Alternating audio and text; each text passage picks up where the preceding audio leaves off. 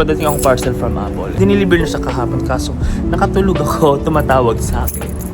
Finally, I got my parcel on UPS. Okay, let's do the unboxing of 17 Pro Max. Ayan, after 2 weeks.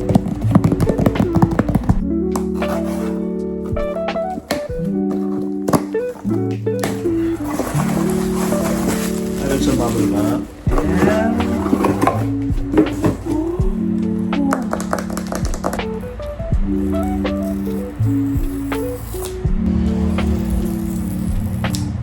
Here we go.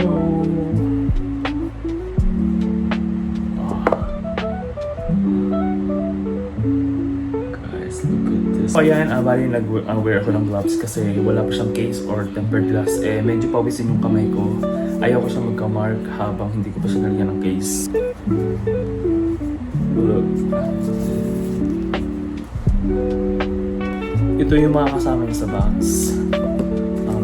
Cord and manual. Ang US variant wala siyang SIM injector, so eSIM siya. This is my favorite part.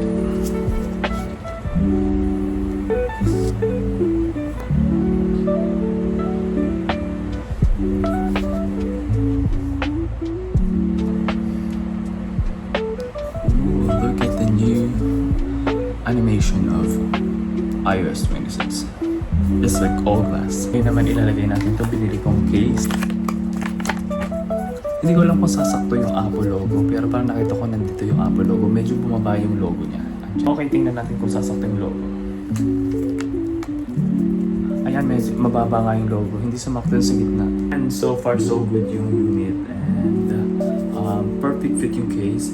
Bali, dalawang pinamimilian ko dati. It's either silver or this cosmic orange. So, I'm stick with this color kasi sobrang ganda niya. At saka ito yung trademark ng 17 Pro Max, cosmic orange. Sana naman yung nag-viral na scratch. Sana wag mangyari sa akin. Made siya sa aluminum. Yung 14 Pro Max, talagang prone siya sa scratch. So, usong mag-case. Kaya kung bibili kayong mahal na phone, bilhin na kayo agad ng case and tempered glass para hindi ma-aksa yung pera. So,